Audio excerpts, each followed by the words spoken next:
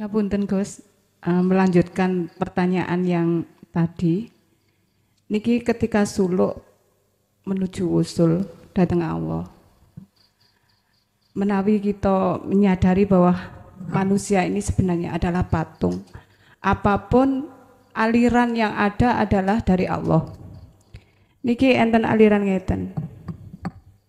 Bumi tidak mampu menguburku. Lautan tidak mampu menenggelamkanku. Gunung batu pun tak mampu menghimpitku.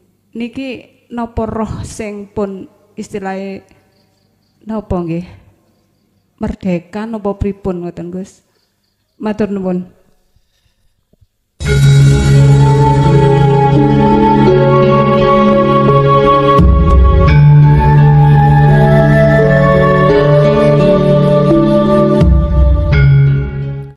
Bismillahirrahmanirrahim. Alhamdulillahi rabbil alamin wa bihi nasta'inu ala umurid dunya waddin. Asyhadu an la ilaha illallah wa asyhadu anna Muhammadan abduhu wa rasuluh. Allahumma salli wa sallim wa barik alaihi wa ala alihi wa ashabihi ajma'in, amma ba'd. Hadratil kiram, dumateng para alim, para ulama, asatid wa asatidah, tokoh masyarakat, tokoh agama, wabil khusus pengurus pengawasan rutin Dinut Tauhid sekitar Kecamatan Karangploso, Kabupaten Malang, jamaah ingkang rawuh baik di majelis maupun di channel Ponpes Jaya Baru, kulluhum ajma'in rahimakumullah. Alhamdulillah, dalam kesempatan malam hari ini kita masih diberikan Allah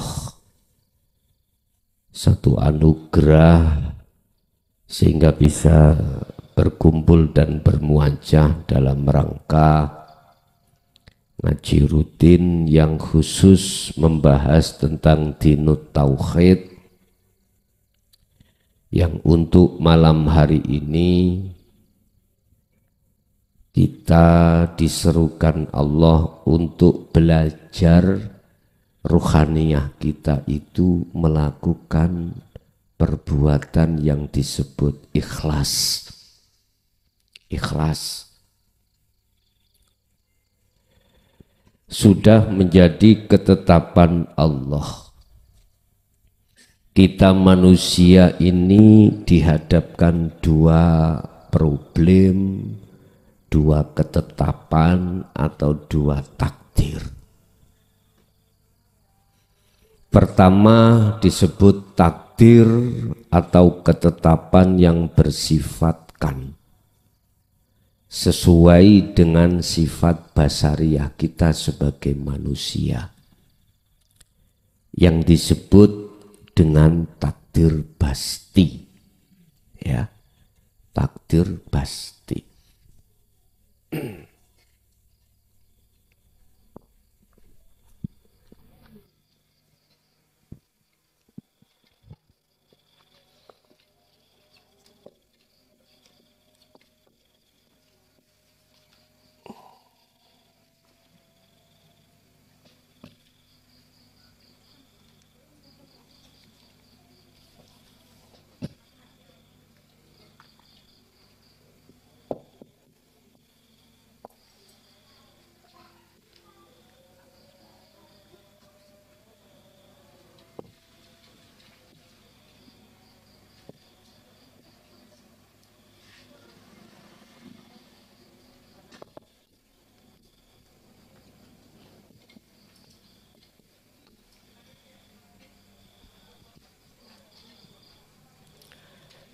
Takdir pasti itu takdir yang sesuai dengan keinginan kita sebagai manusia. Contoh, awak waras. keluarga waras, ekonomi lancar, apapun yang bersifatkan munggui menungso itu pada umumnya. 1, 2, qobdi, ketetapan yang bertolak belakang dengan sifat basariyah. Kita sebagai manusia, lawannya waras berarti sakit. Lawannya kita jualan payu berarti gak payu. Ekonomi kita semakin lama semakin merosot. Itu qobdi. 2 ketetapan, 2 problematika yang kita hadapi sebagai manusia itu setiap saat dan waktu Allah hadapkan. Innama amwalukum wa auladukum fitnah. Urusan qobdi dengan bakti, dengan basti, atau basti dengan qobdi jangan diurus, jangan dipermasalahkan, sebab terhadap siapapun 2 ketetapan itu berlaku. Tinggal pertanyaannya, bagaimana kita menempatkan ikhlasnya hati atau ruhaniyah saat datangnya qobdi dan basti. Piye carane kita menempatkan tentang ikhlas di saat qobdi dan basti. Revepe dikurangi widik. Bagaimana caranya bisanya ruhaniyah sampean kali kula itu betul-betul ikhlas. Ini kalau kita tidak betul-betul ruhaniyah bitauhid, tidak bisa. Tidak bisa. Berkenaan dengan hal itu Bapak Ibu, Allah jelaskan di dalam surah Al-Baqarah 126 yang menjadi pembahasan kita pada kesempatan malam hari ini. Kutiba dan wajibake alaikum ing atase sira kabeh apa alqitalu. Nah iki berkenaan dengan di jalur Gaza juga ingku. Momen-momene Palestina. Kutiba alaikumul qitalu, diwajibkan bagi dirimu semuanya untuk berperang. Berperang.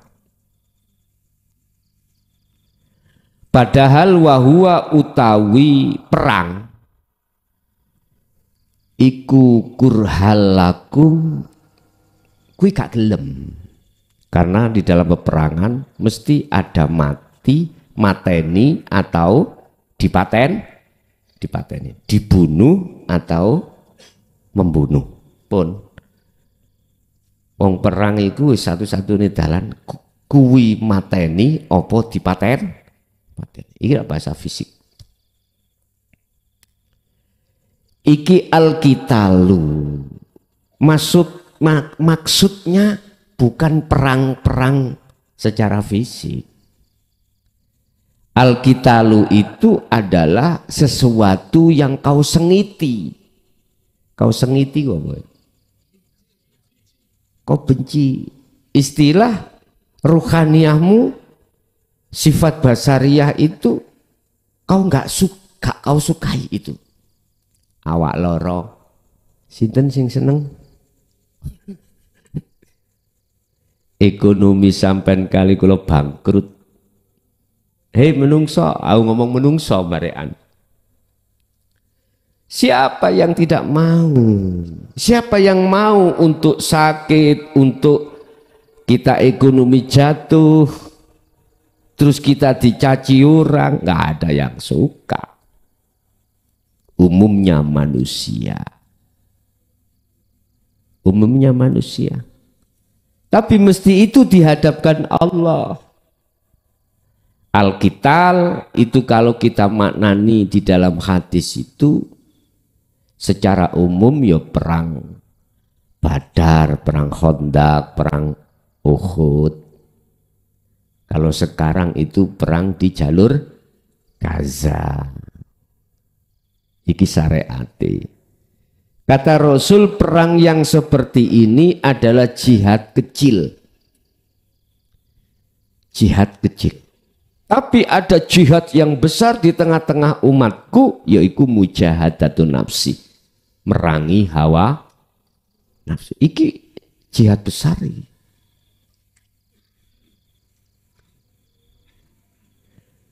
Lah kita dihadapkan, mohon maaf Bapak Ibu, ekonomi kurang baik. Siapa yang mau? Umumnya kan nggak mau, Pak. Tapi kutiba alaikum al-qitalu, wajib kamu itu berperang. Berperang di tengah-tengah perkara yang nggak enak. Nggak enak. Di situ kan Allah sudah katakan tentang masalah perang. Iki banyak umum manusia itu nggak mau. Nyengiti, benci, ojo lah, ojo perang. Iki bahasa syariat loh ya. Tapi di saat jenengan kali kulo negosiasi nggak ketemu, jalan satu-satunya memang perang yang harus perang. Cuman sejarah di Gaza itu gak seperti itu. Di Gaza itu persis seperti di Indonesia. Saking gak betai, orang Indonesia itu dijajah oleh bangsa lain. Mau nggak mau merdeka atau mati, wis gak betah. Pertama dibiarkan untuk berdagang, alasannya kan gitu. VOC ini loh Pak, ini nggak secara VOC membawa rempah-rempah, itu kan modus aja. Tapi ketika saat mempelajari medan, baru peperangan terjadi. Pada saat itu ditindaslah kita sehingga kita jatuh, menjadilah kita negara yang terjajah. Wis lama-lama nggak betah, akhirnya bermunculan peperangan-peperangan. Itu sejarah dulu. Bangsa Indonesia persis seperti apa bangsa Palestina itu karena terjajah. Sebenarnya tidak mau, wahwa kurhul lakum, nggak mau, karena nanti akan terjadi korban jiwa. Tetapi secara syariat kalau itu harus terjadi, terjadilah. Dan itu pun terjadi pada saat kenabian Kanjeng Nabi Muhammad. Muncul perang Khandaq, muncul perang Uhud, muncul perang Badar. Tetapi Rasulullah sudah katakan ini jihad kecil. Anda nanti akan mengalami umatku jihad yang lebih besar. Itulah yang disebut jihad atau merangi hawa nafsu. Mengapa Rasulullah mengatakan iki jihad lebih besar daripada jihad secara fisik? Karena musuh ruhaniyah ini bersemayam di dalam diri kita. Artinya apa? Musuh dalam selimut. Mayoritas umat Islam, khususnya umat Islam ya, umumnya umat manusia tidak tahu nafsu itu bagaimana sih nafsu itu. Padahal Allah sudah katakan, wala tattabi'u khutuwatis syaiton innahu lakum aduwwum mubin. Jangan kau ikuti nafsu itu, sebab nafsu itu musuhmu yang nyata. Berhubung tidak tahu nafsu sebagai musuhnya dalam diri kita masing-masing, maka kita selamanya akan dijajah. Akhirnya muncullah yang namanya iman, yang iman itu kita diarahkan terhadap selain Allah. Innan nafsa la amaratum bisu. Cenderung nafsu itu mengajak dirimu berbuat jelek pada Allah, yaitu beriman terhadap selain Allah. Ini kita bicara dalam, bukan bicara luar. Akibatnya kita itu lalai, tidak sadar semuanya itu sesungguhnya yang beraf'al, yang berlaku, yang menggerakkan itu adalah Allah. Gak sadar. Akhirnya umat Islam khususnya waktu sholat iku mesti ingat selain Allah. Waktu kita ziarah ke kubur, kita itu duweni niat supaya barokah. Langaten nggih. Kebanyakan seperti itu. Nanti cak ziarah wis ngalap barokah Mbah Wali. Mbok menawa dagang agung kok dadi barokah lancar. Macam-macam niatnya itu, macam-macam. Akibatnya seperti itu. Bapak Ibu, lah kita bisanya menetapkan ikhlas di dalam dua ketetapan itu. Syaratnya kita harus pertama mengenal nafsu. Mengenal nafsu. Mana sih yang disebut nafsu? Bolak-balik kita ngomong nafsu. Biasanya itu kita membahas nafsu itu cenderung perilaku dohiriyah yang bersifatkan maksiat atau dilarang. Nafsu, nafsun, nafsin, nafsan. Ini munculnya dua, atau saya terjemahkan ana, ingsun, diri. Ada diri yang disebut makhluk, ada diri yang disebut khalik. Padahal ayatnya inna nafsa la amaratum bisu illa ma rohima rabbi.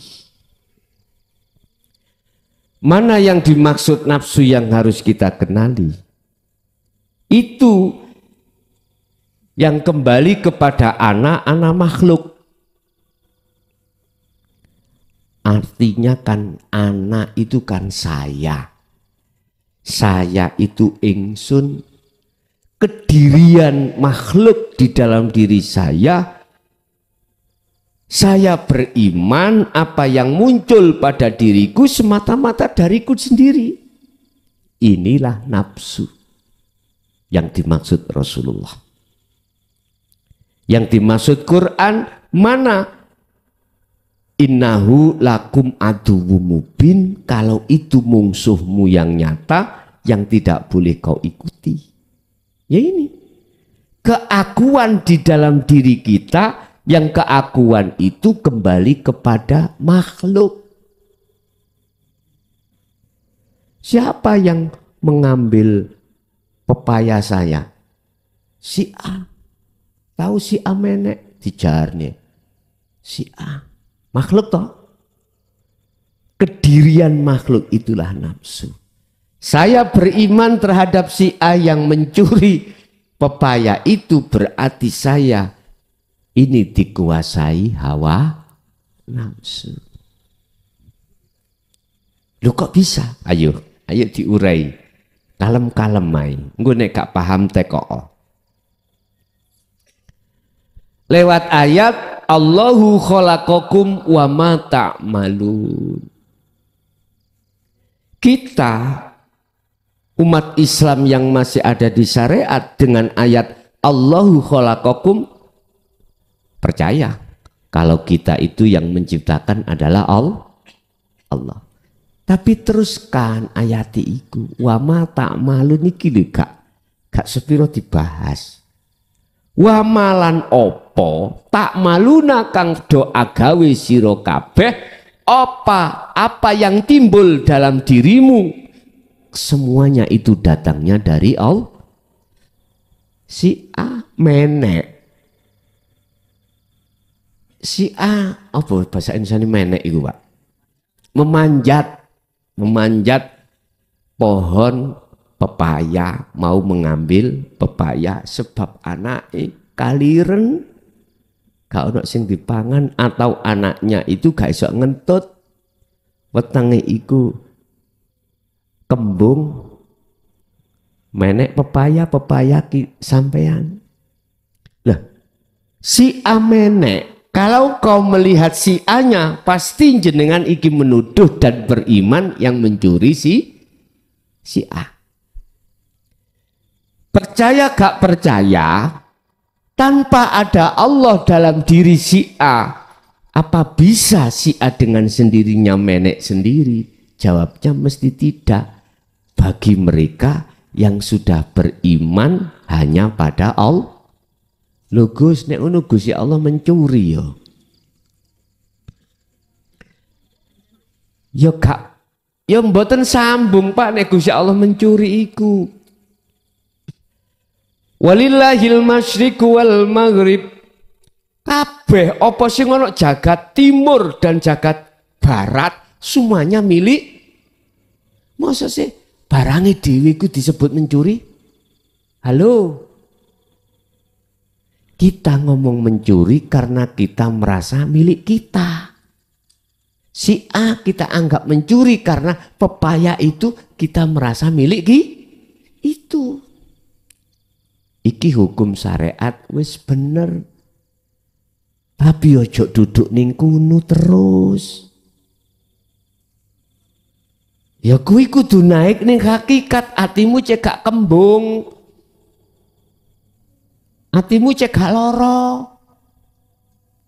Kita kan tidak tahu mengapa si A ngambil. Ternyata di bawahnya itu anaknya itu gak iso ngentut, gak iso nesing. Sing gak iso ngentut, sing angel nisingi mangano kates bayar. Iku mbok biyen iku ngoten. Cara weteng iku kok ya kembung ae. Ora pate iso nising, ora pate iso ngentut, disuruh dahar kates. Nek iku sing gak mangsah dulu itu godhonge sing simbukan.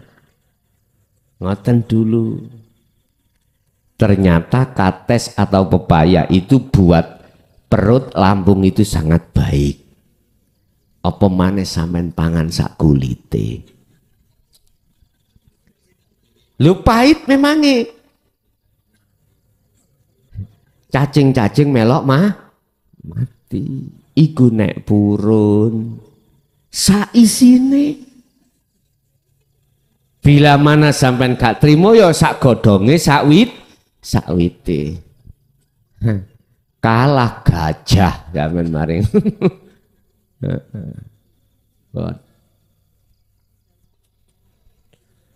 Jangan dituduh Allah mencuri.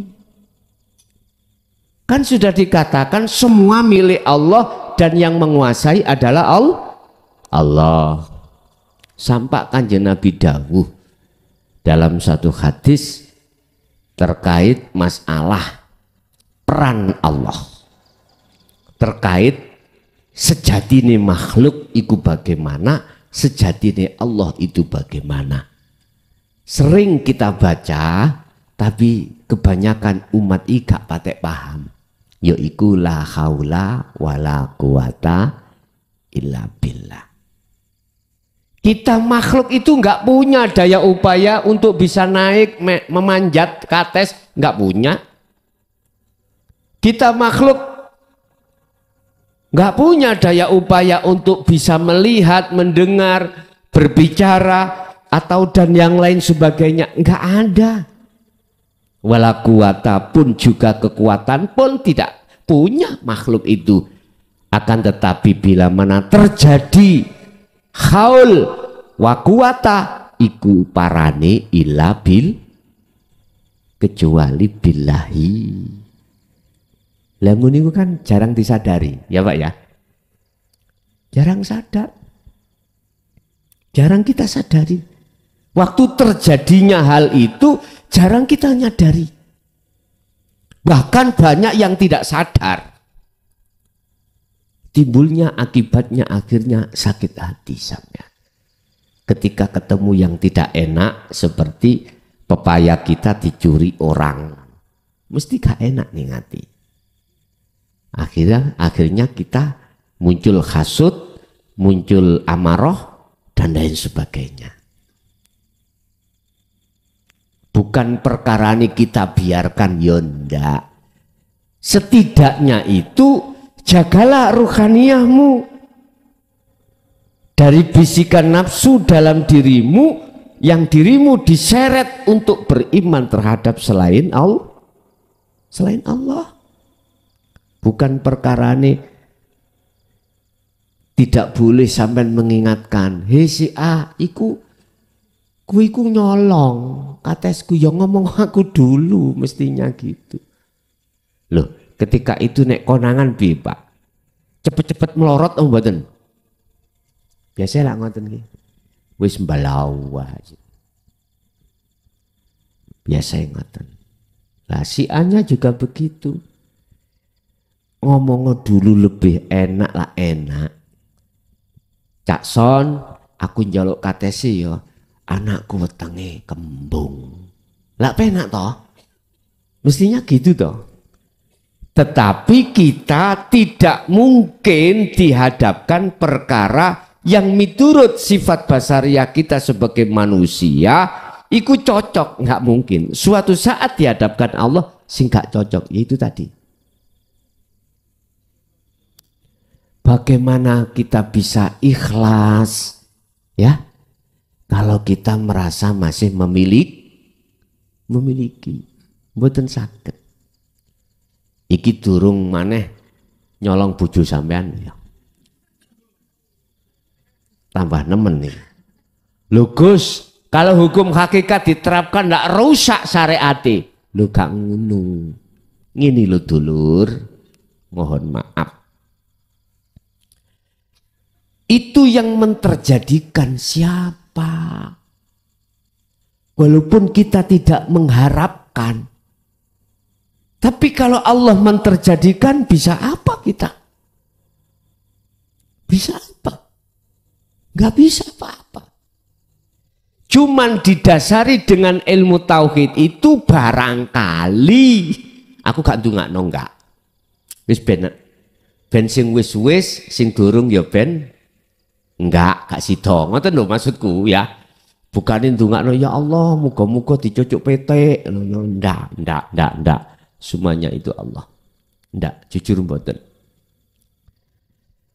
Kalau kita itu dididik Allah tauhid itu, setidaknya itu mensiasati tatkala itu diterjadikan Allah. Supaya hati kita tidak berlarut-larut di dalam kesedihan. Mesti sedih Pak. Ning ati niku wis ngap. ana mawone niki lho ya. Lho nggih. Lah kates sampean iki nandur mulai cilik dijogo akhirnya dicolong wong. Lah niki. Adik si nyolong ya roh. Nyun sewu Pak ya. Tak terus ke ayati. Wa asa antak rohu syai'an. Wa huwa khairul lakum. Opok sing kok gedingi perilaku mang. Iso uga diterjadikan Allah dalam dirimu kebaikan untuk kamu. Coba maksudnya ya napa? Ngeten. Terkadang apa sing kok benci kejadian utawa takdir ketetapan sing kok gak enak iku mungguhe Allah iku api mungguh dirimu cuman saja dirimu tidak mengerti. Wallahu ya'lamu wa antum la ta'lamun. Allah lebih tahu. Allah lebih tahu dengan apa kejadian sing kau benci, tetapi wa antum la ta'lamun, kau tidak mengerti.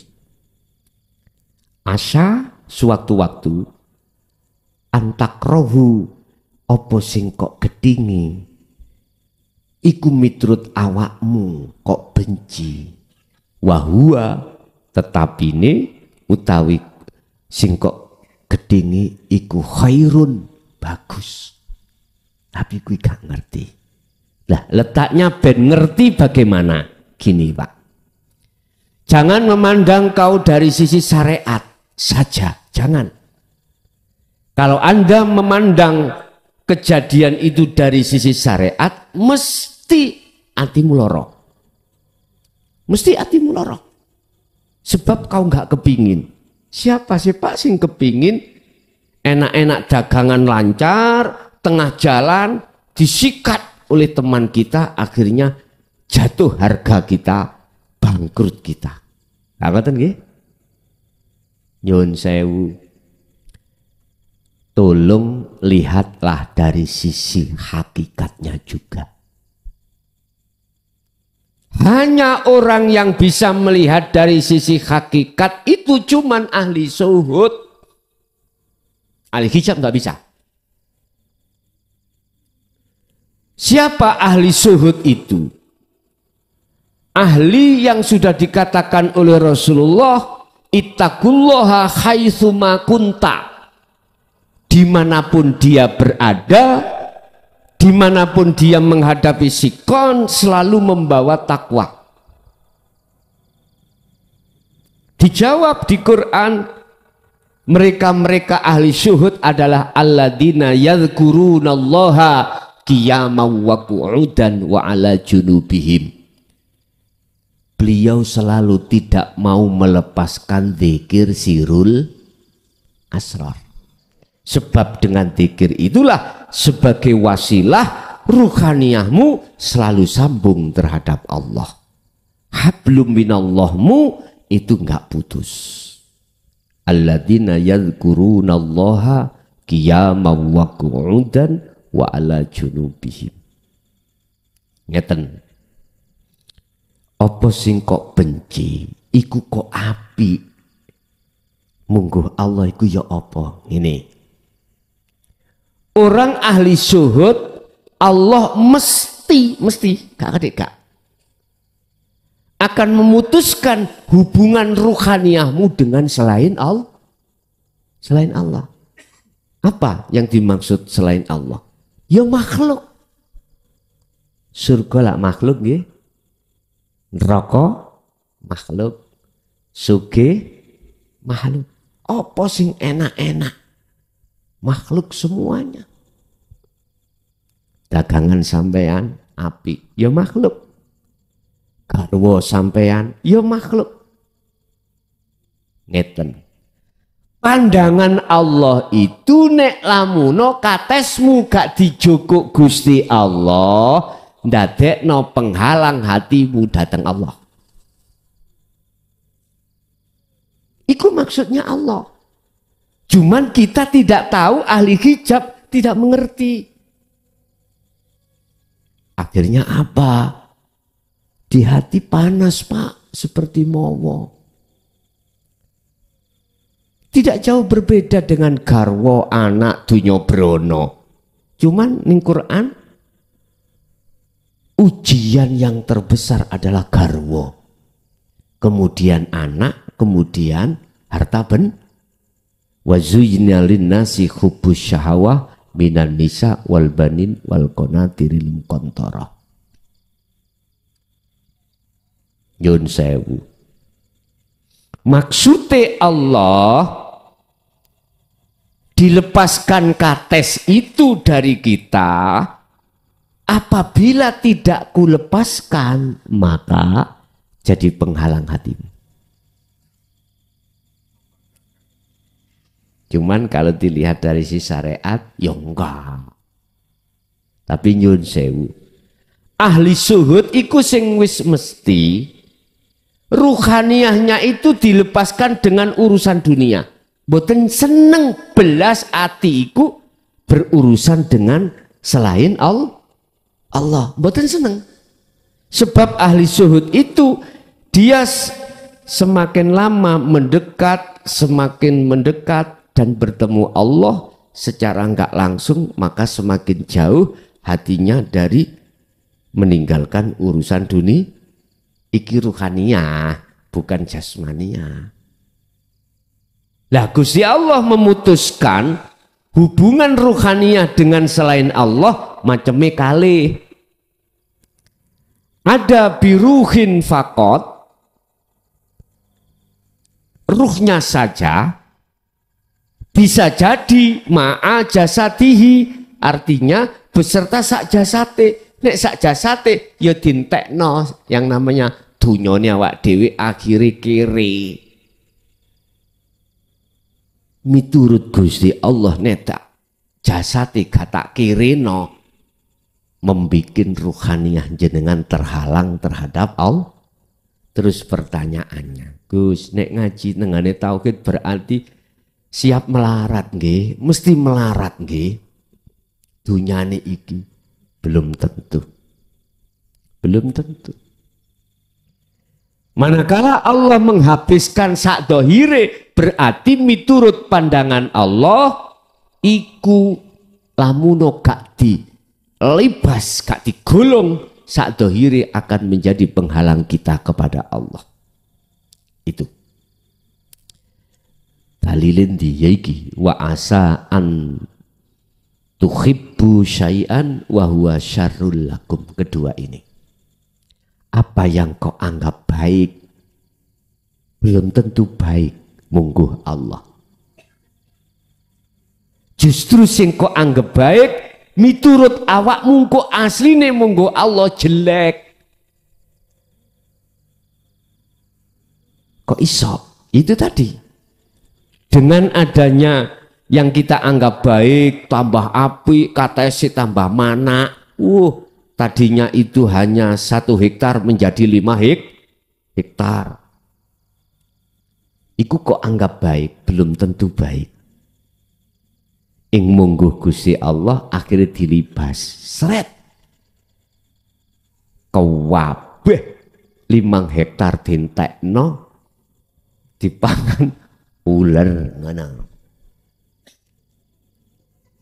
Nek dicolong maling gak mungkin lah 5 hektar, paling ya sak glangsing ngono. Wong nek njaluk kates iku jawabe ditedho. Cak Son njaluk katese, nggih sampeyan damel napa? Nggih, mboten kathah-kathah, kula betoni nang ngene pasar. Gak mungkin 1 biji tapi 1 truk. Lah ngoten nggih. Lah apik mungguh kita belum tentu apik mungguh Allah. Justru mungguh Allah elek manakala tidak dilibas. Lah itu kadang-kadang dilibas, tapi ada yang tidak. Karena apa? Miturut pandangan Allah. Pandangan Allah, tatkala ekonomi malah ditingkatkan ya. Coro pangkat asali saya itu jadi ketua RT, diunggahno menjadi kepala desa, bahkan sampai bupati, gubernur, presiden. Kok ya Gusti Allah menghadapkan itu terhadap ahli suhud? Gusti Allah luweh ngerti kalau ini tidak akan mempengaruhi ruhaniyah jenengan. Paham nggih? Syekh Abu Hasan As-Sadzili termasuk contoh, beliau itu orang kaya. Orang kaya. Tapi kekayaannya apa yang dititipkan oleh Allah berhubung. Ruhaniyahnya itu tidak bisa terpengaruh dengan urusan duniawiyah, maka diperuntukkan untuk umat, untuk orang lain. Bukan istilah memperkaya diri untuk umat. Apa yang berkenaan dengan syiar din agama, dia selalu sahok. Wis kuwi nek butuh apa nyahui. Oh, kayak butuh urusan ngaji, nyah dan lain sebagainya.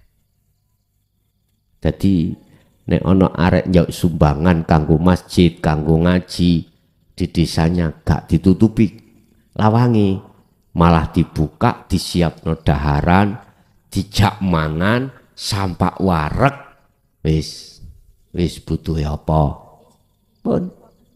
Akhirnya nyuwun bantuan kangge masyarakat umum, niku lu mejite ajenge rubuh direnovasi. Butuh piro, anggarane piro, niki sekitar 2 miliar, ditontok rekeningnya 100 miliar.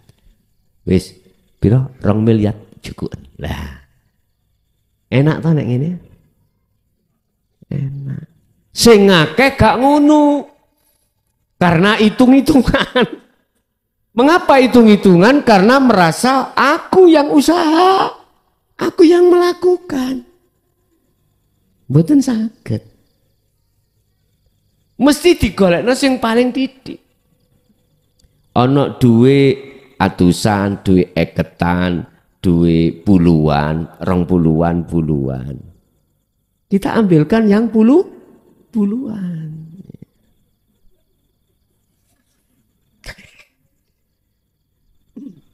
Sudah. Terus bagaimana caranya kita untuk menempatkan ikhlas di situ? Pertama, jenengan kudu kenal nafsumu. Endi nafsu yang dikatakan Allah sebagai musuh? Keakuan diri kita. Yang segala-galanya, yang melakukan, yang berbicara, yang melihat, yang mendengar. Akuku makhluk. Yaitu nafsu sing paling kejam yang harus sampean, yang harus kita perangi. Meranginya bagaimana caranya? Wa may yakfur bittaghuti wa yu'min billah. Barang siapa yang mau meninggalkan keakuan dirinya, wa yu'min billah, maka betul-betul keakuannya Allah sing muncul ning atimu. Iku mengenal nafsu. Kalau sudah mengenal nafsu, perangi. Yang kedua, perangi. Carane merangi, jenengan harus setiap saat dan waktu ngikuti apa sing wis dilakoni Rasulullah, dan Rasulullah diikuti oleh tabi'ina sholihin. Apa yang beliau lakukan? Alladzina yadhkurunallaha qiyaman wa qu'udan wa ala junubihim. Yes. Mereka beliau-beliau ini selalu berzikir, baik keadaan dia berdiri atau dia keadaan duduk, bahkan berbaring. Secara ringkes, sikon apapun yang beliau hadapi, hatinya selalu berzikir. Sing dimaksud zikir adalah eling, ingat, artinya sadar. Ingat kalau ini Allah yang melakukan, bukan aku makhluk, tapi akunya Allah. Iku carane. Kembali kepada ayatnya, kadang-kadang apa yang kau benci itu sebetulnya baik buat kamu. Apa yang kau cintai itu jelek buat kamu terkadang. Lah terus amri dadi apik kabeh piye? Lah ngoten nggih. Ngeten. Nek ketemu wong nyolong kates, ojo ndelok wonge. Deloken sing beraktivitas ning kono. Urusan kok tegur, silahkan. Tapi tetep atimu iku eling sing negur ya Gusti. Berarti Gusti Allah ditegur Gusti. Ngoten nah.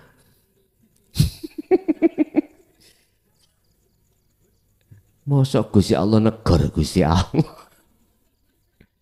Ayo kita pahami sifat jaiznya Allah.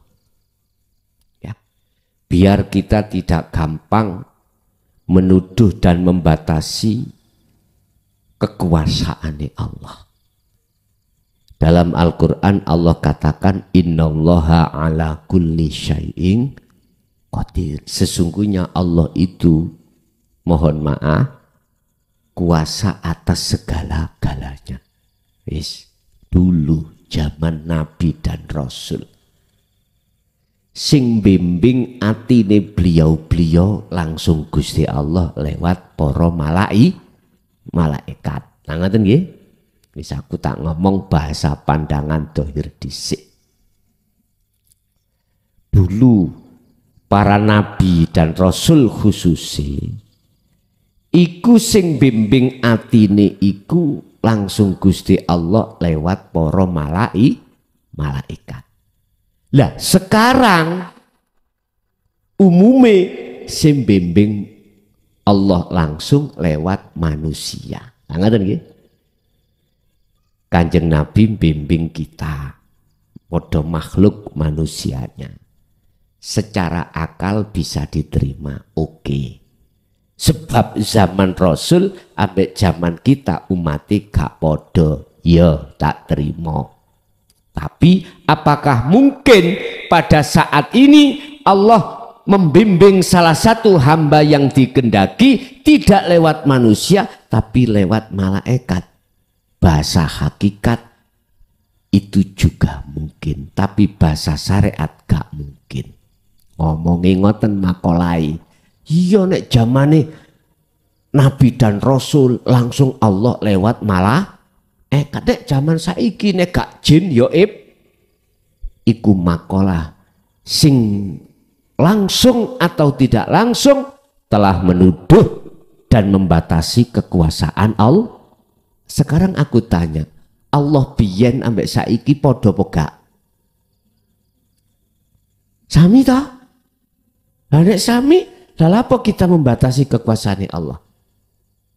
Oh nek masalah Kanjeng Nabi ku mukjizat.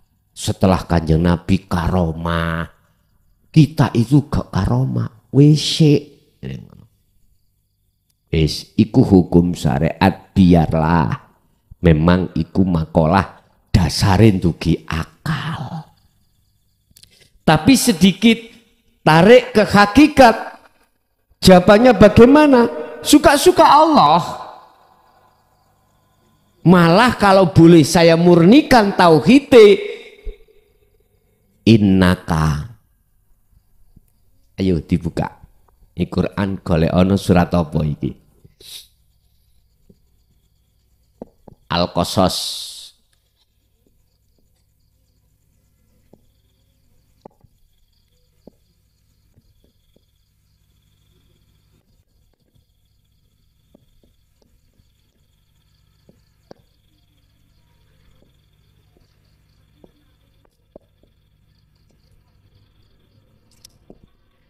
innaka sak temeni sira Muhammad, sesungguhnya kau Muhammad. Iki Allah dawuh. Ayat kalau didahului dengan inna, iki gak main-main. Gak main-main. Cara bahasa pewejang, kupingmu sing dobok, rungokno. Ngoten niki. Sesungguhnya, sing kupinge akeh cukule batu niku lho. Menegaskan, sesungguhnya kau Muhammad ikulah tahdi man ahbabta, tidak bisa memberikan petunjuk sekalipun orang yang kau cintai. Ya. Muhammad itu makhluk badan, makhluk. Tergantung Muhammadmu itu melayu nanti. Nek Muhammad iku melayu nang Ibnu Abdillah zaman Kanjeng Nabi, ya. Nek Muhammad sekarang nang guru-guru kita. Sesungguhnya kaum Muhammad itu tidak akan pernah bisa memberikan petunjuk, membimbing, mendidik terhadap sekalipun orang yang kau cintai, sekalipun orang yang dekat padamu. Apalagi yang jauh, sing dekat ae gak iso. Walakinnallaha, akan tetapi sesungguhnya Allah itulah yang la yahdi mayyasha. Sesungguhnya Allah lah yang memberikan petunjuk terhadap orang yang dikehendaki. Berarti lewat ayat ini menegaskan bahwasanya secara tauhid murni yang mendidik dan membimbing kita hanyalah Allah. Tinggal kita mandang mana. Nek Anda mandang Muhammad, nuduh saya atau nuduh Kanjeng Nabi Muhammad. Ini yang tidak diperbolehkan. Sebab yun sewu, kalau Anda memandang makhluknya, mesti pujimu, pujaanmu ngunggung-ngunggung makhluke. Nggih mboten? Ahli hijab kalau dihadapkan ayat ini ketakutan. Takut apa? Takut kehilangan pujaan, bos. Ini langsung Rasulullah ini. Cara bahasa mukhatabnya secara syariat Rasulullah langsung. Enggak boleh kita itu menuduh bahwasannya Kanjeng Nabi itu yang memberikan petunjuk, bisa memberikan petunjuk. Surat apa? Al-Qasas ini. Ayat berapa? Sudah ketemu? Surat apa? Surat Al-Qasas ayat 56. Dengan adanya ayat ini menegaskan dan memberitahukan terhadap kita, nggak boleh kita menuduh selain Allah itu bisa memberikan petunjuk. Itu loh titik. Sekalipun itu malaikat. Kalau malaikat itu makhluk. Malaikat itu makhluk bukan? Lah iya. Rasulullah gurune malaikat Jibril. Wis. Jelas. Malaikat Jibril secara syariat yang diperintahkan Allah untuk membawa wahyu disampaikan terhadap Nabi Muhammad. Jelas nggih? Oke. Kalau itu makhluk, maka malaikat Jibril tidak bisa memberikan petunjuk. Artinya yang memberikan petunjuk, yang bisa memberikan petunjuk hanyalah walakinnallaha yahdi mayyasha. Dan man orang itu nakiroh, maksudnya siapapun. Kita itu tidak ada unsur nasab atau unsur duriyah. Siapapun yang digendaki Allah, itulah mereka yang dapat petunjuk. Cuman kita bisa kasih tanda-tanda. Apa tanda-tandanya man, orang yang diberikan Allah petunjuk? Terkait masalah dinut tauhid ini. Alladzina yastami'unal qaula. Az-Zumar 18. Dialah yang ketika mendengarkan ajaran dinul haq, di dalamnya itu ada respon langsung iman. Oh, yang berafal itu Allah, bukan makhluk sing menek kates wau.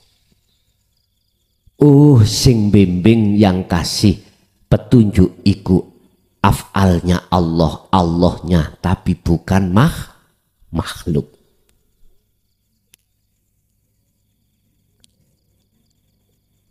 Wayattabi'una aksanahu, dan mereka ini mengikuti petunjuk itu. Artinya kita mengamalkan apa yang sudah ilmu kita terima sebagai petunjuk di dalam hati kita. Contoh, kui kalau sholat bisanya khusyuk itu begini loh. Ikut toh nok nggone surat Al-Baqarah, jangan jasmaniahmu saja yang sholat, tapi juga rohaniahmu. Caranya ya napa? Hafidu ala sholawah was sholatil wusta. Ruhaniahmu ya kudu sholat. Carane ruhaniah sholat bagaimana? Dijawab Al-An'am 79 tentang Nabi Ibrahim, ini wajah tuat hiya. Sesungguhnya ku arahkan ruhaniah wajah ruhaniahku terhadap wajah Allah. Wajah ruhaniah adalah wajah di mana hati panjenengan iku yakin dan sadar bahwasanya apa yang terjadi di dalam aktivitas sholat semata-mata itu af'alullah. Berarti bisa untuk ke situ ruhaniahmu, hatimu kudu nyandang zikir sirul asror. Wis iki ilmu sudah bisa diterima, kemudian dilampahi, dipraktekke. Iki namanya wassolatil wusta. Sholatir roh ya iki. Menghadapkan wajah ruh wajhiyah terhadap wajah Allah. Kalau sudah hatimu itu menghadap wajah Allah, lah wajah Allah itu mana? Hidup yang menguasai dalam dirimu, baik di dalam maupun di luar. Kalau hatimu sudah plek di situ, maka wama ana minal musyrikin. Nek wis plek. Lah wajah Allah ndi? Ya hidup dalam dirimu, lilladzi fataras samawati wal ardo, yang menguasai jagat roh dan jagat jasmani, jagati langit dan jagati bumi. Olehnya kau menghadap hanifan dengan sungguh-sungguh.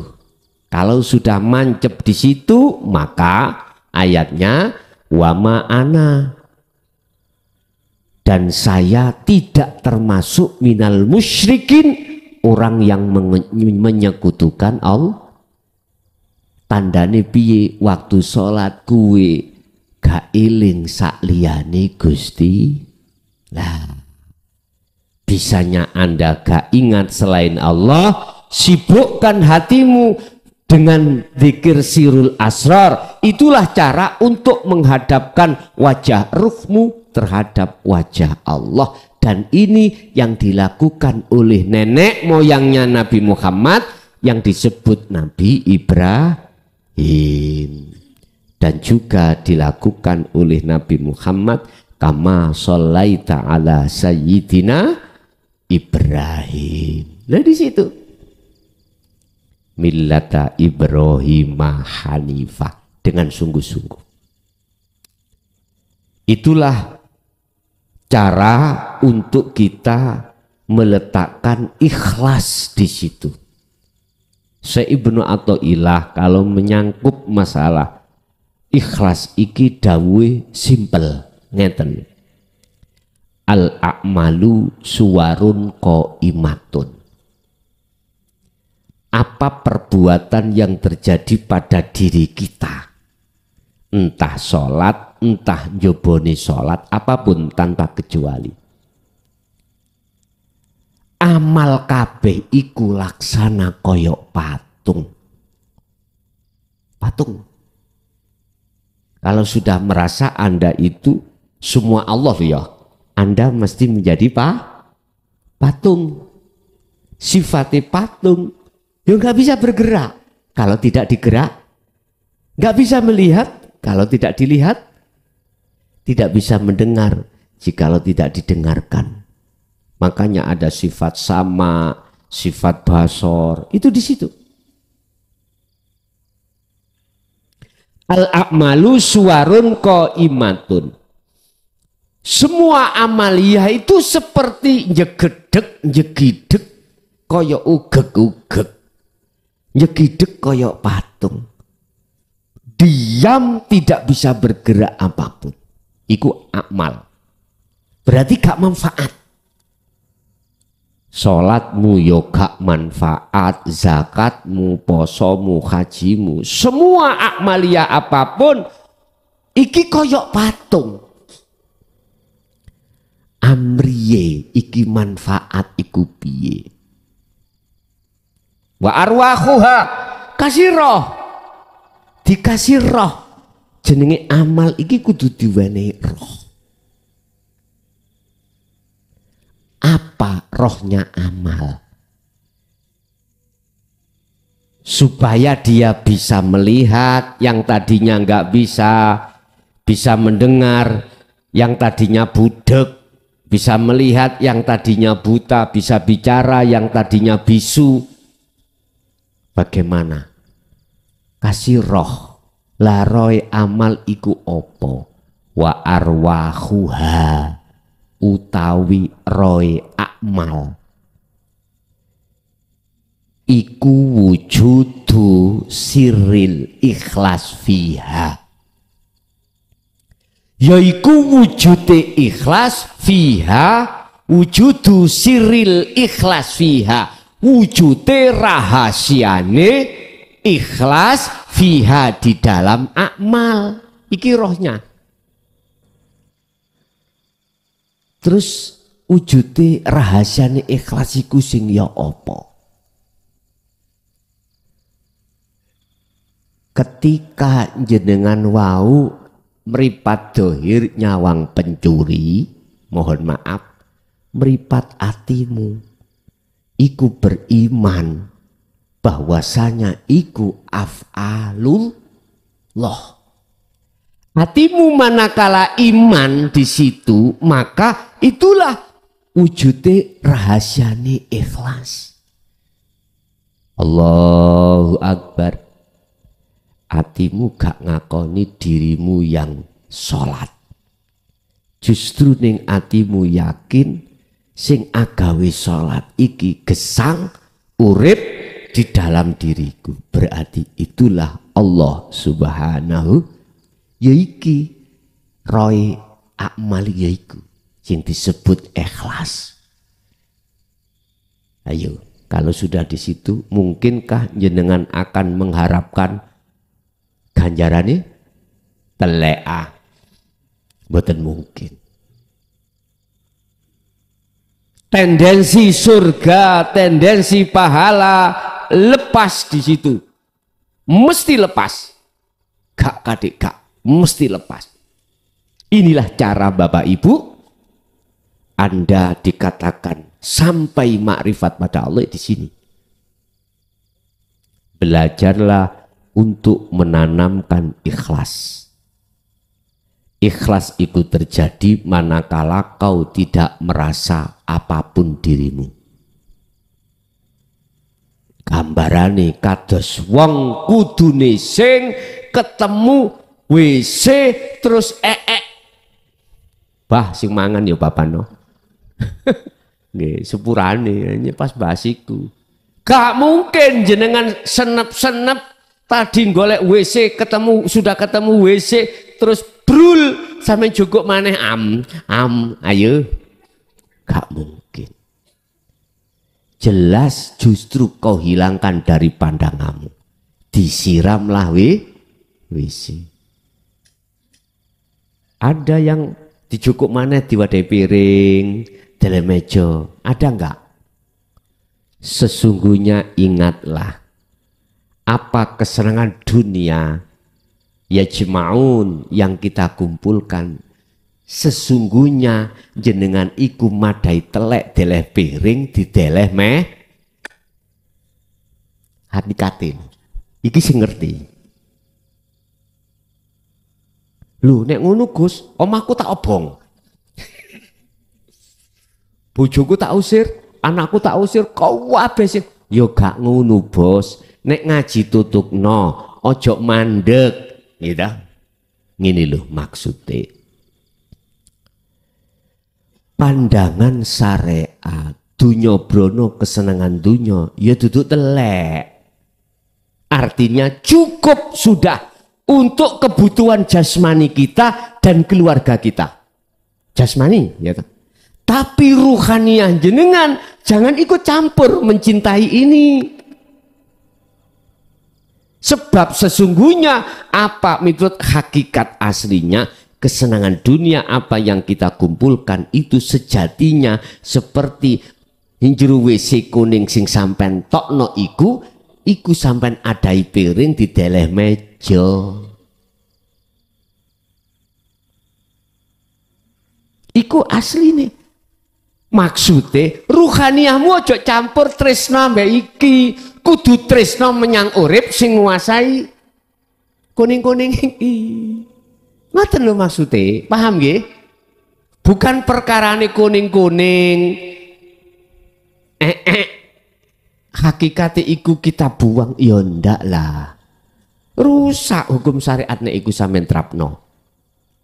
Tapi nyuwun sewu, ada hamba Allah memangi yang dicetak oleh Allah dohir batin selain Gusti Allah ikut dianggap tai. Akhirnya mau bersosialisasi dengan tetangga, garwe gak gelem, anak gak gelem. Ya nika ning alas nika wis mau gembul wong. Tapi yun sewu wong sing kaya ngono ing mungguh kula aku gak wani nyalahno. Krana apa? Yes iku karepe Gusti Allah gitu. Ya terus piye maneh? Bapak Ibu itulah yang kumaksud dia dideleh khos. Wis gak gelem. Contohnya sapa? Imam Ghazali. Dulu ketika dia khalwat, ketika dia uzlah, ketika dia itu jihad besar, semua fasilitas yang bersifatkan duniawiyah beliau tinggalkan. Beliau sebagai rektor Universitas Kairo dia tinggalkan, fasilitas dia tinggalkan. Perlu nih mau situ ben tetep rapet atine nyang Gusti. Tapi yo gak terus bos. Setelah selesai kembali lagi di tengah masyarakat. Ngoten. Kebanyakan seperti itu. Tapi juga masih yo ada sampai mati seperti itu ada. Karena Allah kuasa atas segala-galanya. Sing penting awak dhewe piye carane gak ngedingi apa sing dadi karepe Gusti. Senajan karepe Gusti Allah iku didrengkeni awak dhewe, kita nggak suka. Jangan benci terhadap apa yang menjadi ketetapan Allah. Belajarlah untuk kita itu memberikan A+ utawa setuju terhadap Allah, sekalipun perkara itu yang kita benci. Sebab Allah sudah dawuh wa asa antakrahu syai'an wa huwa khairul lakum. ada kalanya yang kita benci tadi itu baik untuk kita. Sebaliknya ada kalanya yang kita cintai bisa jadi itu sebetulnya adalah syarrul lakum. Apa? Jelek untuk kita. Nah, terus bagaimana? Tetapkanlah ikhlas di tengah-tengah itu. Kalau jenengan sudah bisa meletakkan ikhlas di tengah-tengah qabdi maupun basti, inilah Pak, jenengan itu akan menjadi hamba yang mitrut Allah. Inna auliya Allah la khaufun alaihim walahum yahzanun.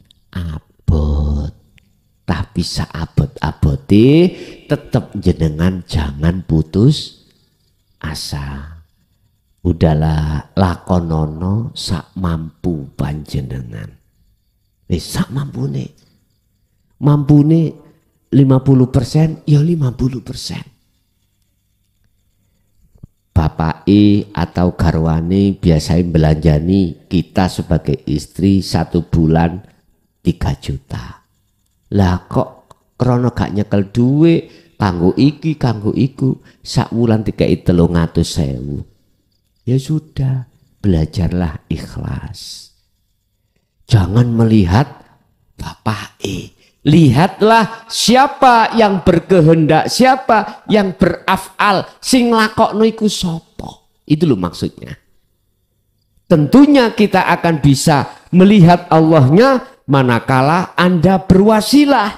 Hatimu ada wasilahnya. Apa wasilah itu? Penyambung yang disebut habl, tali rohaniyahmu terhadap Allah. Mana rohaniyahmu? Mana yang namanya wasilahmu?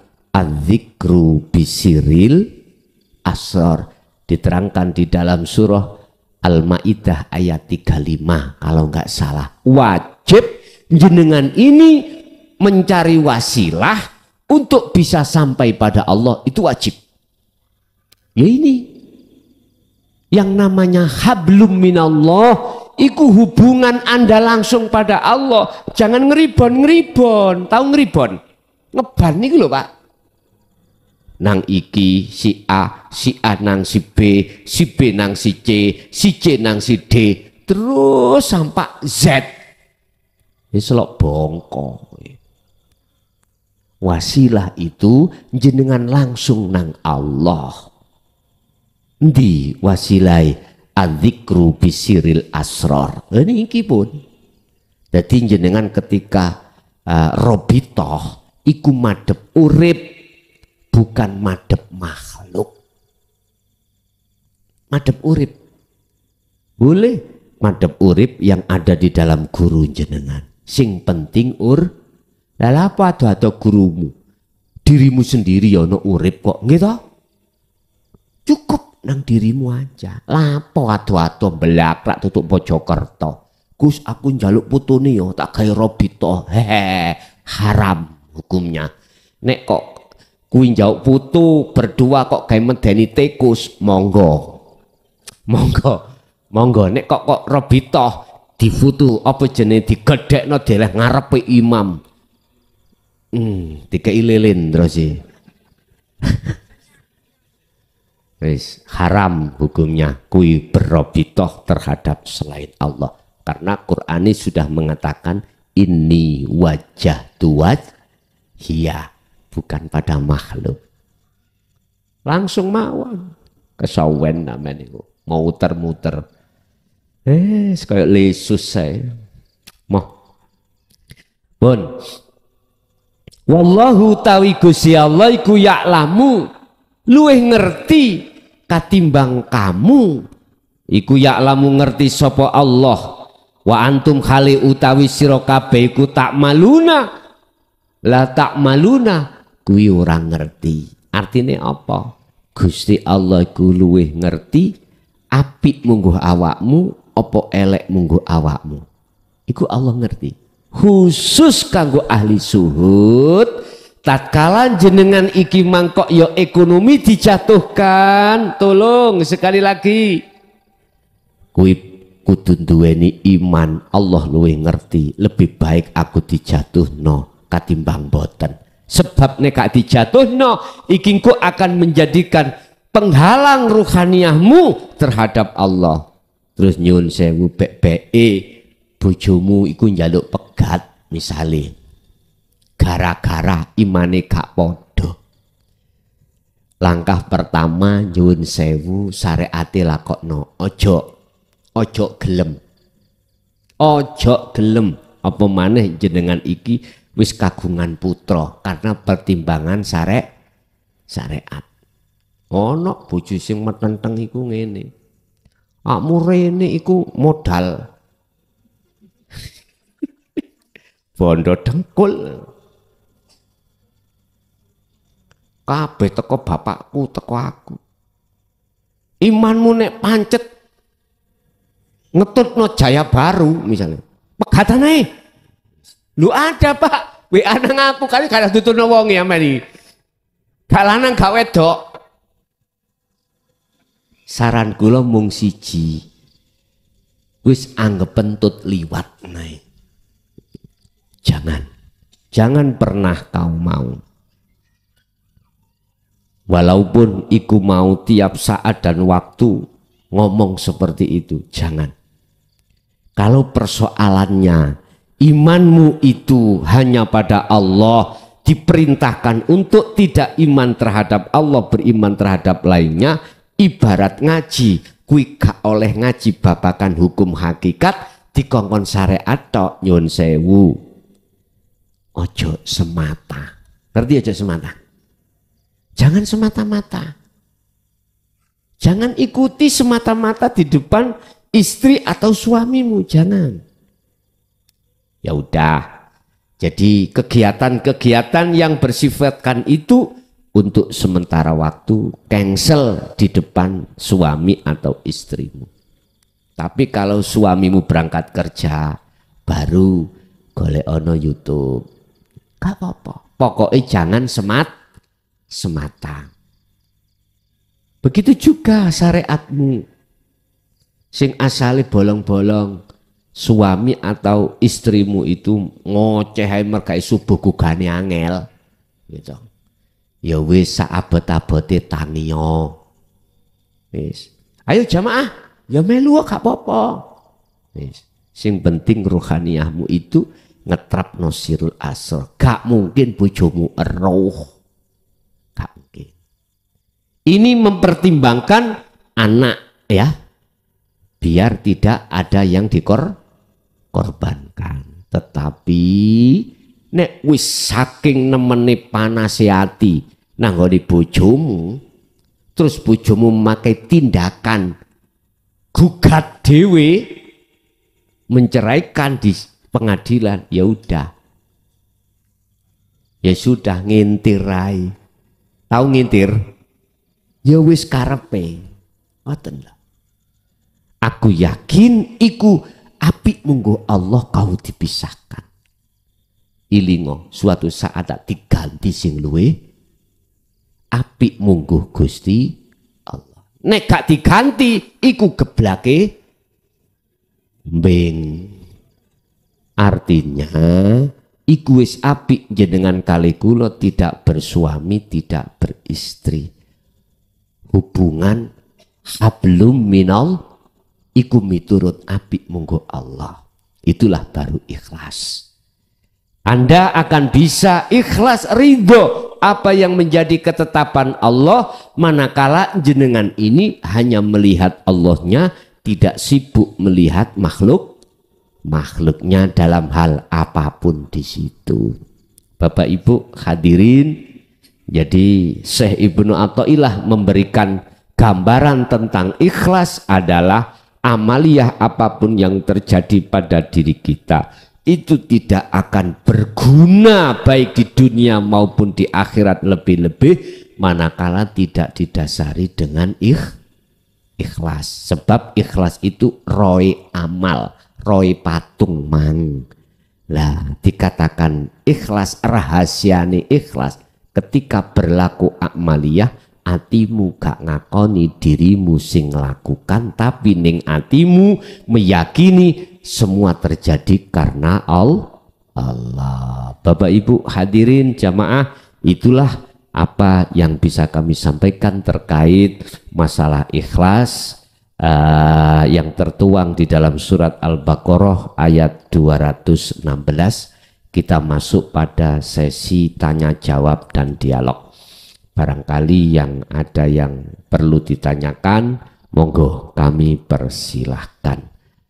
Buah duku, buah pepaya, mumpung ketemu yo bertanyalah, gitu loh. Assalamualaikum warahmatullahi wabarakatuh. Waalaikumsalam warahmatullahi wabarakatuh. Derek tanglet Gus niki masalah penyaksi yang sebenar-benarnya penyaksi. Karena yang menyaksikan dan yang disaksikan adalah pelakunya sama. Tetapi niki ketika di juhud umum niki kok ada rasa. Kalau merujuk ke sifat wajibnya Allah yang 20 niku penyaksi yang sebenarnya itu yang seperti apa ngaten? Matur nuwun.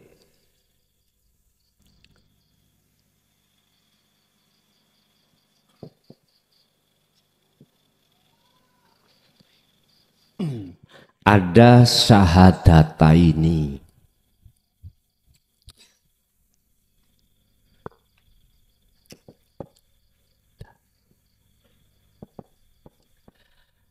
Ada syahadat tunggal atau syahadat ahad. Bon, kita harus bisa membedakan ini, Pak. Dan ini proses. Disebut syahadataini iku syahadat loro. Pandangan syariat yang dimaksud syahadataini adalah pertama asyhadu alla ilaha illallah, yang kedua wa asyhadu anna muhammadar rasulullah.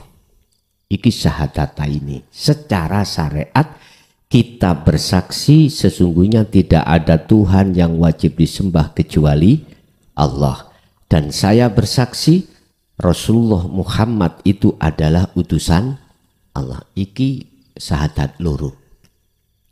Ditarik saka dene syariat. Aku tanya, syahadat pertama kau terhadap Allah, Allah yang mana? Tidak bisa jawab. Syahadat yang kedua Muhammad, Muhammad yang mana? Dulu aku nggak bicara sahabat loh ya. Kalau sahabat Rasulullah ketemu langsung. Kita mana Muhammad? Udah, iki sarengat. Cuman bisanya itu beriman aja kalau Allah itu Tuhanku, atau yang disebut innallaha rabbi wa rabbukum. Cuman tidak pernah ketemu Allah. Yang kedua, beriman Muhammad ibnu Abdillah adalah utusan Allah. Itu pun tidak pernah ketemu. Padahal yang disebut sebagai bersaksi haruslah yang menyaksikan tahu, melihat siapa yang disaksikan. Berarti saya waktu 2010 dihadapkan ke persidangan itu benar sudah, supaya tahu persaksian itu bagaimana. Ternyata mohon maaf, ini baru saya memahami.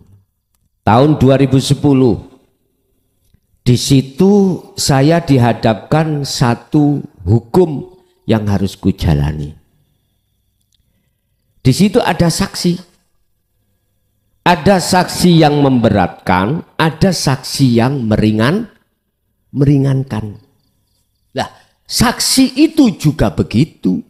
Ada saksi yang palsu, alibinya seakan-akan seakan-akan tahu kejadiannya. Ada saksi yang benar-benar saksi iki tahu kejadiannya. Itu namanya saksi yang benar. Tapi kedua-duanya saksi ini disumpah atas nama agamanya masing-masing. Artinya sebelum dia bersaksi atas kejadian apapun, biar si saksi itu tidak menipu terhadap Pak Hakim, disumpah. Mengapa disumpah? Supaya mengatakan dengan benar. Yang dia katakan, yang dia tahu. Tapi ada persaksian si saksi ini mengatakan sesuatu yang tidak dia tahu. Mengatakan tahu. Ini yang ku alami. Sehingga ada istilah saksi yang meringankan pihak terdakwah, ada saksi yang memberatkan terdakwah. Tergantung. Tapi tetap disumpah.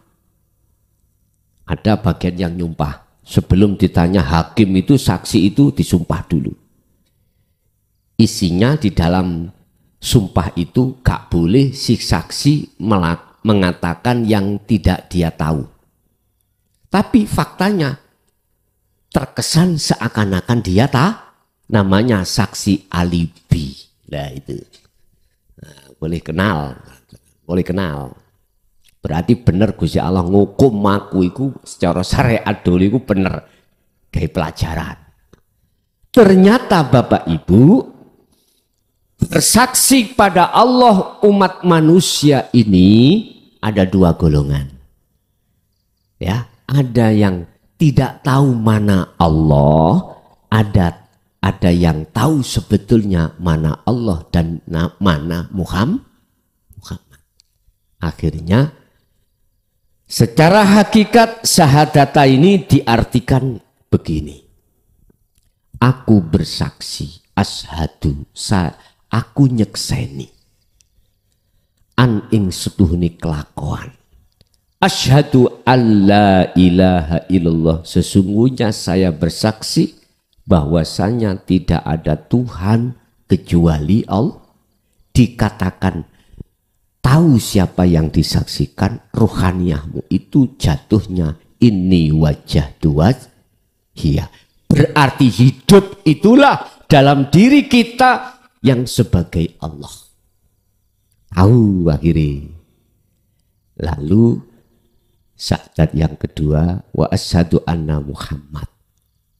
Ini si saksi yang dikatakan saksi yang benar. Atau saya katakan syahadat yang sudah benar. Muhammad, sesungguhnya Muhammad itu adalah utusan Allah. Muhammad ini makhluk.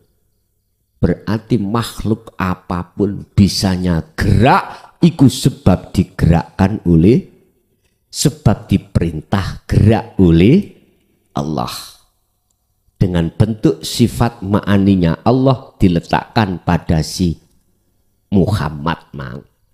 Contoh sifat kalam akhiri Muhammad bisa ngomong atau bicara. Sifat sama akhiri manusia seakan-akan bisa mendengar. Sifat basor melihat dan lain sebagainya. Sifat kudrat kekuatan dan lain sebagainya. Loh, berarti Muhammad ya kuwi. Hakikat loh, bukan syariat loh ya. Baru oh iya iki Muhammad. Sampai kapanpun. Wes kalau sudah begini berarti ada yang menyembah, ada yang inilah yang disebut muraqabah. Kata Rasul, anta budallaha ka'annaka tarahu. Ada yang menyembah dan ada yang disembah. Muraqabah.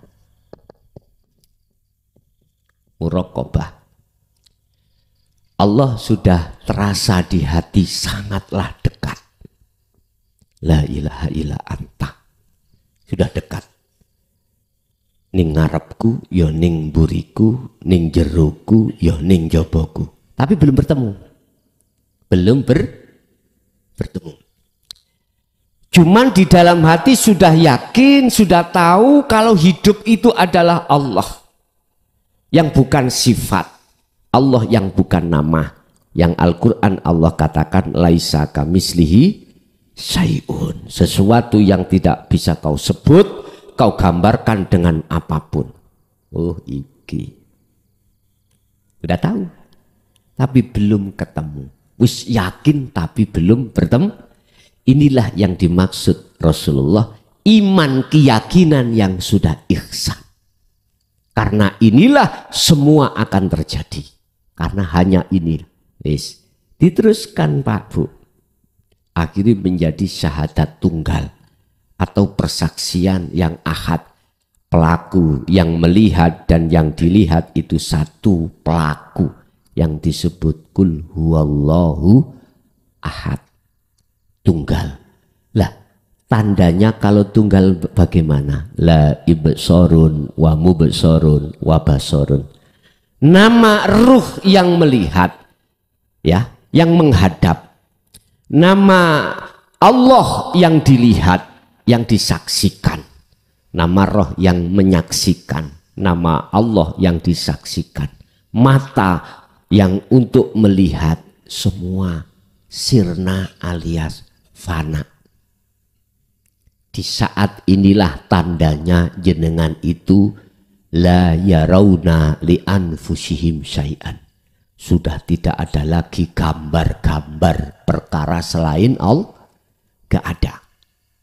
Yusyahiduna annal fa'il. Inilah kalau persaksian melihat itu yang benar, yang melihat dan yang dilihat itu satu pelaku. Yang wujud sing melihat yo sing nang wujud. Kita manusia asalnya tidak wujud. Yang katanya wujudnya sebab diwujudkan yang wujud. Berarti kita menyandang sifat adam atau sifat tidak wujud. Itu kalau kita sudah kita tarik kembali kepada asal. Apa mungkin syahadat tunggal dikatakan perkara yang tidak wujud itu bisa melihat dan ketemu yang wujud? Gak mungkin toh. Yang bisa, yang melihat yang wujud adalah yang wujud sendiri. Perkara yang tidak wujud gak mungkin akan bisa melihat perkara yang wujud. Gak mungkin. Yang melihat yang wujud hanyalah yang wujud itu sendiri. Berarti yang dikatakan makrifat pada Allah, dikatakan syahadat tunggal adalah yang melihat Allah itu Allah sendiri. Yang melihat urip iku urip sendiri. Kalau sudah di sini maka hatimu akan tenang, ayem, tentrem yang tidak bisa kau bayangkan dengan sesuatu apapun. Allah katakan di dalam surat Yunus ayat 58. Allah berkata, "Qul bifadlillahi wa birahmatihi fabidzalika falyafrahu." Kuwi nek wis tekan kuno falyafrahu, atimu berbunga. Wis gak ono, gak iso digambarno bungae. Gak bisa jenengan gambarkan bunganya di situ. Bukan bunga-bunga iku lho ya. Berbunga-bunga iku lho Pak ya. Wis. Sampai dikatakan Allah dalam ayat berikutnya, huwa khairum mimma yajma'un. Apa yang kau kumpulkan urusan duniawiyah sehingga duniawiyah menjadi intan milik kamu sendiri, gak bisa. Si malah penak si ngarep mau. Wahua utawi perkara sing nyenengno sampean mang iku khairun, lebih baik mimma katimbang apa yajmauna kau kumpulkan. Apa sing kok kumpulno selama ini? Mobil mewah, rumah mewah, apalagi pabrik mewah, apalagi anak mewah, garwa mewah. Si kalah dengan itu, masih kalah. Jelas Pak nggih? Jadi syahadat tunggal itulah sebagai proses syahadat ini dari sisi hakikat yang ada di muraqabah, itulah sebagai proses untuk masuk di syahadat tunggal, akhirnya menjadi musyahadah. Mari muraqabah ke musyahadah. Pun ya iki akad Pak. Ya ini akad. Ini masih ada dua. Lah, terus bagaimana caranya untuk sampai ke akad atau musyahadah? Yaitu tadi.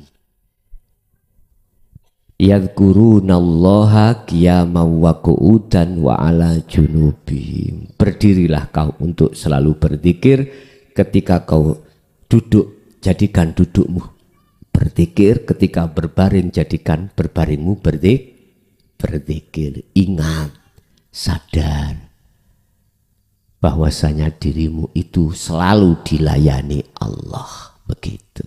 Oke, ada lagi? Assalamualaikum warahmatullahi wabarakatuh. Apabila seseorang atau beberapa orang mengalami mungkin itu takdir atau apa, misalnya pencuri, perampok, mucikari dan sebagainya, apakah ini termasuk takdir atau proses? Artinya seseorang itu tidak selamanya jadi pencuri, suatu saat menjadi baik. Ini apakah proses atau bagian daripada takdir? Yang kedua, apabila seseorang itu asik berkomunikasi dengan Allah, saking asiknya beliaunya itu lupa dengan anak, lupa dengan istri dan lingkungannya, sehingga sesuatu digantungkan kepada Allah. Sebenarnya dia punya tanggung jawab kepada mereka-mereka. Apakah ini pada titik proses juga apa sudah dibenarkan, atau mereka lakunya masih salah atau masih belum benar?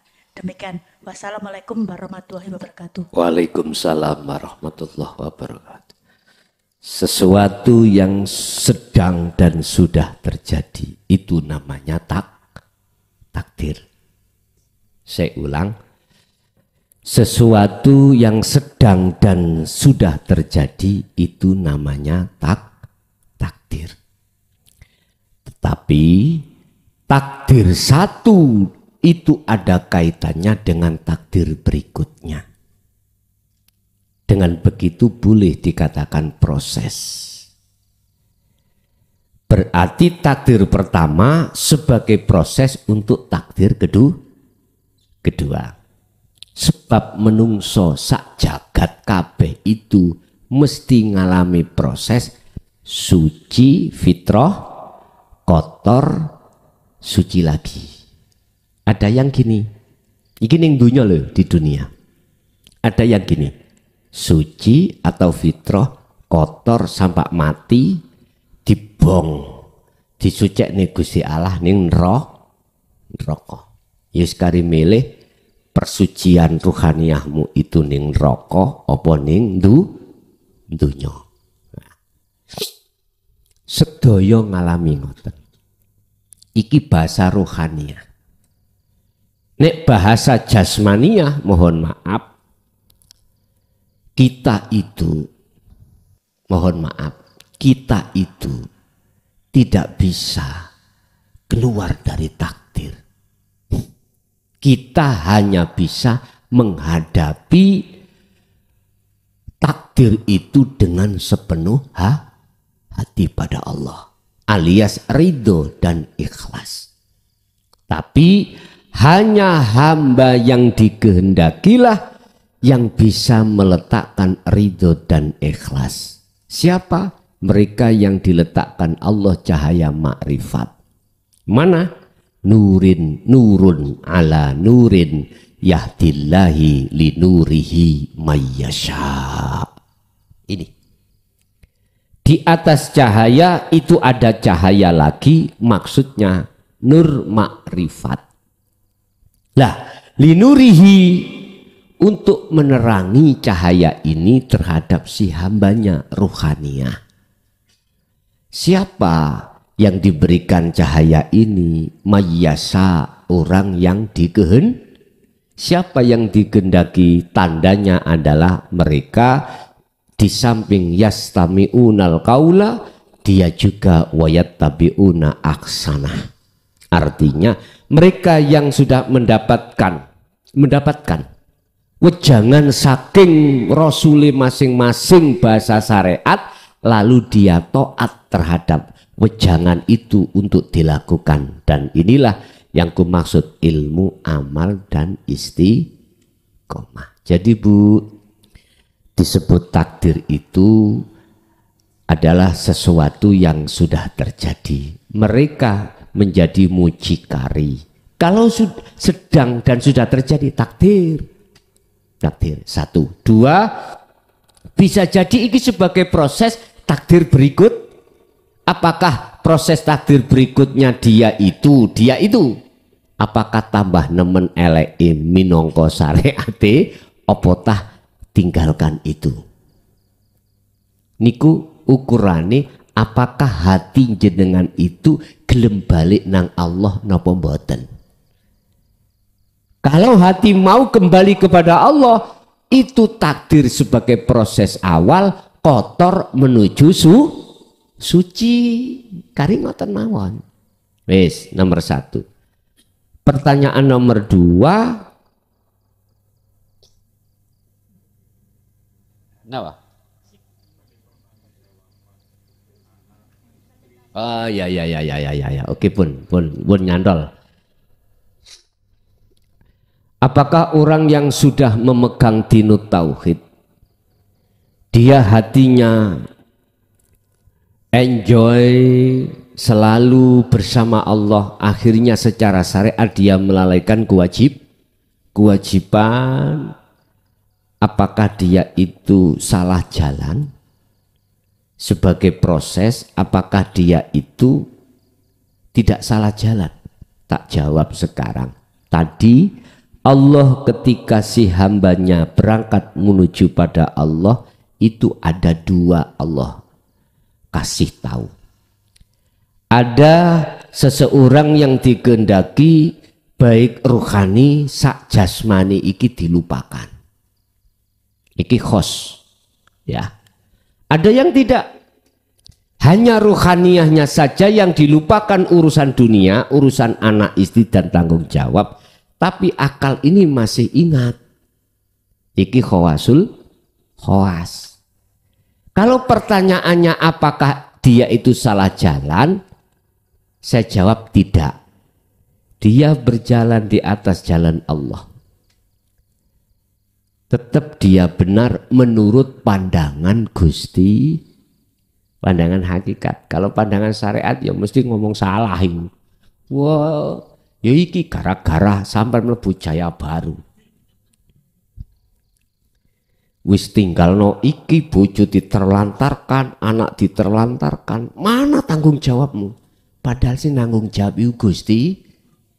Wa may yattaqillaha yaj'al lahu makhrajan wa yarzuqhu min haitsu la yahtasib. Dia itu membawa ayat itu. Sibuk dirinya itu dengan urusan hanya pada Allah, akhirnya dilalaikan urusan Allah. Tetapi jenengan gak usah sampean khawatir dengan Allah. Dicukupi. Sampean roh pelandingan. Mriki napa jenenge? Laba-laba. Tahu tak laba-laba iku goleki laler nisor-nisor. Dia sibuk membangun rumah. Sing gak rapet dirapeti. Nek si kecil ditambah besar, semakin besar dominan laler teko dewi, nyamuk teko dewi. Lho sing nekakno sapa? Ya Gusti Allah. Artinya kita itu nggak boleh ragu sanksi pada Allah. Ketika jenengan iki bangun rumahnya ruhania, laba-laba ilah. Udahlah. Allah dawuh, wa may yattaqillaha wa man lan utawi sapane wong iku yattaqi bangun takwa. Takwa iku ilmu, amal, istiqomah. Ilmu sudah didapatkan, amal berarti kholwat, istiqomah terus menerus. Ya ja'allahu, maka Allah akan menjadikan atau melakukan makhrajan, membuka umpama pintu yang gak bisa dibuka akan dibuka Allah. Solusi masalah yang sangat besar, gak ada cara akal yang bisa membuka solusinya kecuali Allah yang bisa, maka dibuka oleh Allah. Wa yarzuqhu min haitsu la yahtasib. Apa yang diinginkan, perkara yang dibuka itu datangnya tidak disangka. sekalipun jenengan iku bondo utang nyuwun sewu ora enek sing dipangan dan lain sebagainya. Ujug-ujug kok ana wong ngutangi. Ujug pokoknya perkara yang tidak Anda sangka itu datang. Biasanya hutang gak tahu dikasih kok ya dikah. Lah iku termasuk. Ujug-ujug yang ngutangi ngomong, wis aku ngerti awakmu wong kere. Ngerti, gak mungkin iso jawab, iso nyaur. Tak bebas no. Lu siapa ngerti? Allah kan bisa seperti itu. Bisa diampuni, dibebas no utangi. Kadang-kadang ngeten sing utangno duit wedokan lho. Iya. Wis ngene ae ya. Aku ngerti awakmu iku pailit. Wis anakane ojo di kei. Wis mbokne ae. Mesti mbokne lah ngono ah. Pokok kadang-kadang ya mutu barang ngoten niku. Kadang mutu. Wis pokoke ae. Sauren sak duweni awakmu lho, dilonggarno to? Longgar. Bisa jadi Allah melakukan bentuk seperti itu.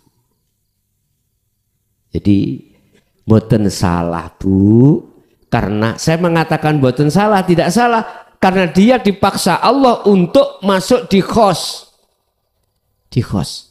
Tapi lantas ojo gai-gai sampean. Mumpung ono keterangan seperti ini,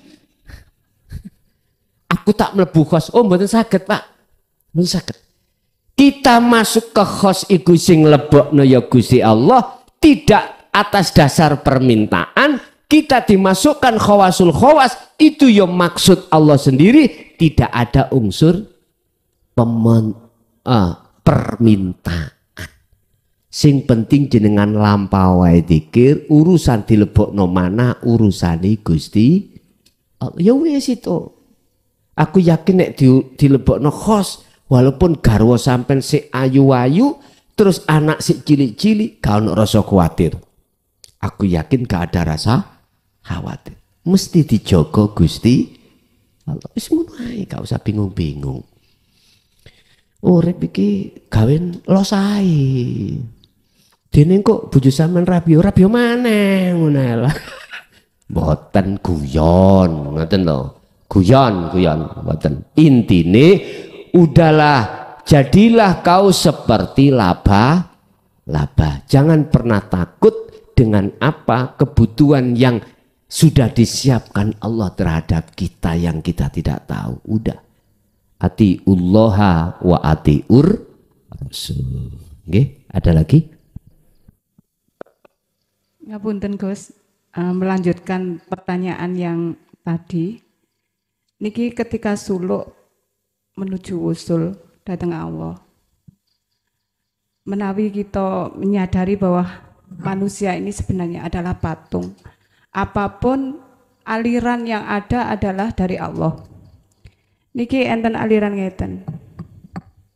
Bumi tidak mampu menguburku. Lautan tidak mampu menenggelamkanku.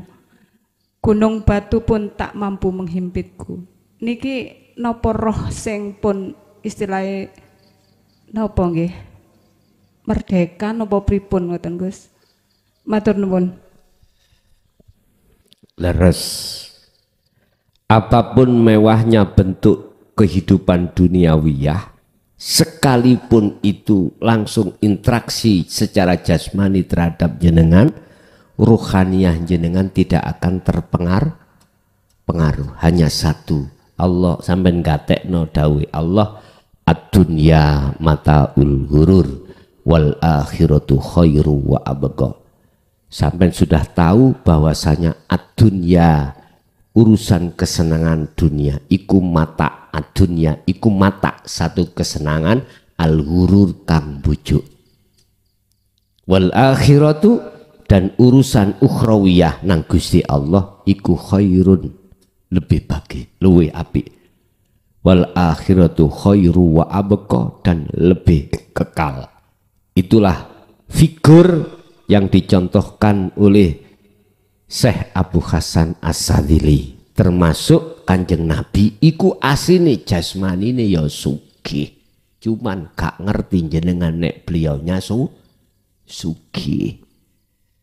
Estu. Jadi untuk umat, untuk kepentingan umat, nggak untuk kepentingan pribadi. Apa kepentingan agama? Beliau mesti yang terdepan di situ, Pak. Jadi nggak bisa terpengaruh.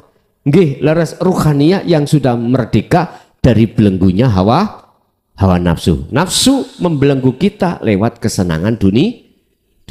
Laksana seperti ikan hidup di air asin, yaitu di laut. Setiap saat dan waktu dia gembul dengan air asin, ketika kita ambil, kita makan tidak asin, yaitu.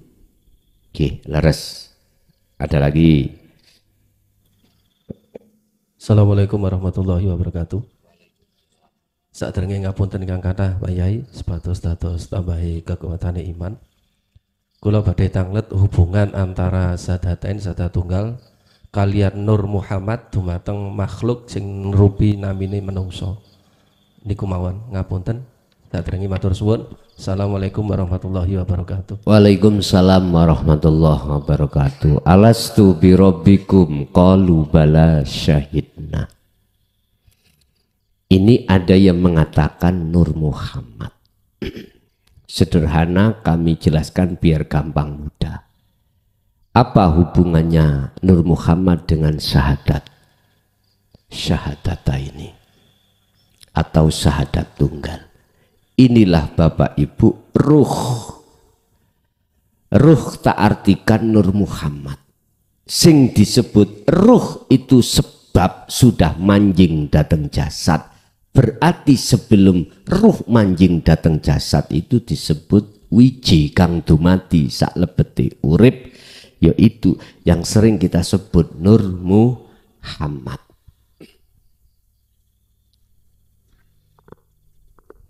Inilah proses innalillahi wa inna ilaihi rajiun.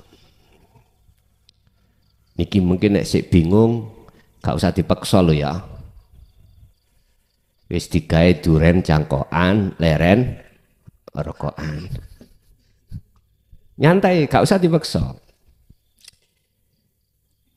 Allah atau sering kita sebut sebagai hidup, ini proses innalillahi. Manjing namanya Nur Muhammad. Atau bisa kami sebut cahaya makrifat atau cahaya. Kemudian ruh. Atau masuk lagi jasad atau insanul kamil.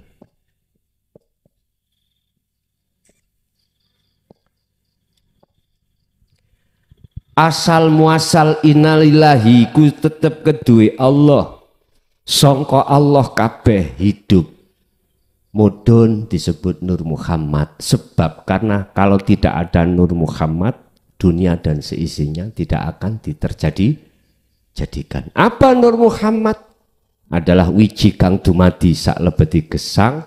Ada yang mengatakan cahaya, inilah yang kumaksud cahaya makrifat. Mudun ganti jenenge ruh.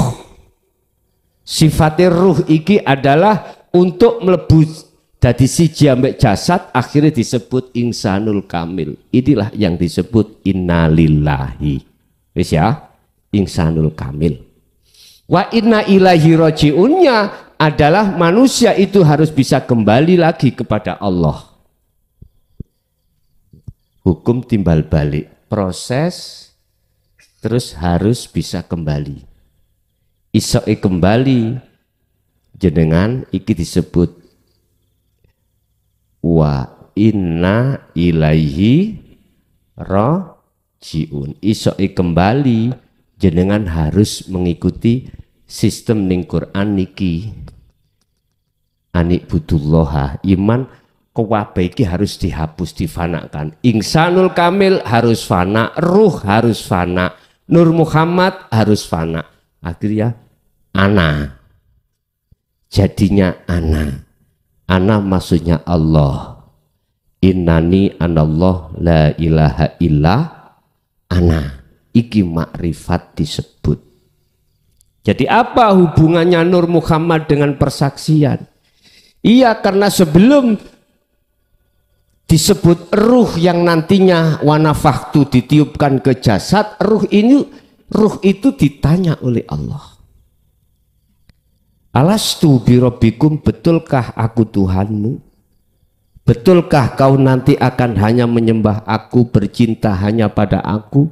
Jenengan kali kula dulu ikut jawab qalu bala syahidna. Siap. Akhirnya wanafahtu ditiupkan roh. Terus nyun sewu, sebetulnya Pak Bu ya, ini sama. Miturut pandangan Ahad kalau sudah sampai di sini.